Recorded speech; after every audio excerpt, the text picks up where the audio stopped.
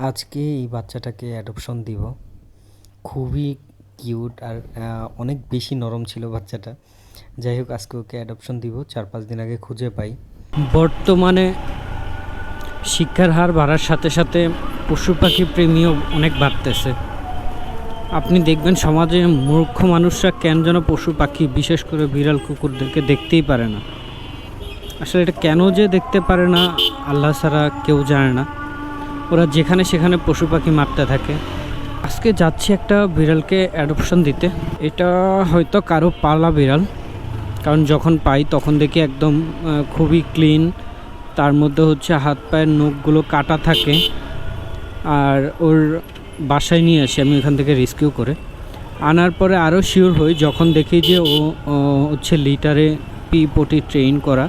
তো আজকে 3-4 দিন যাবৎ যতগুলো গ্রুপে পোস্ট করা যায় সবগুলো গ্রুপে পোস্ট করি, কিন্তু কোথাও কেউ রেসপন্স করে নাই। তো এখন একটা ভাই আছে আমার পরিচিত, তার আগেও তাকে রেস্কিউ করা একটা ক্যাট দিছিলাম। তো আজকে তাকে নক দেই যে ভাই এরকম একটা বিড়াল পেয়েছি, আমার তো রাখা সম্ভব হচ্ছে না, আপনি যদি রাখেন। তো উনি বললো যে নিয়ে যাইতে। ও কারা হচ্ছে পালা বিড়াল হবে বুঝছেন, হয়তোবা ছেড়ে দিছে, এই 2.5 মাসের মতো হবে।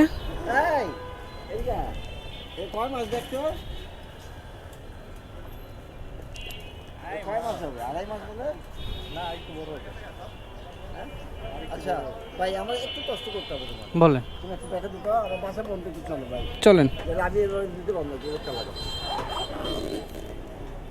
দিয়ে আসলাম বাচ্চাটাকে।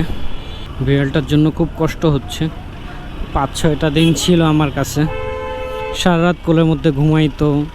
তার জীবনটা সুন্দরভাবে বাঁচানোর ব্যবস্থা করতে পারছি।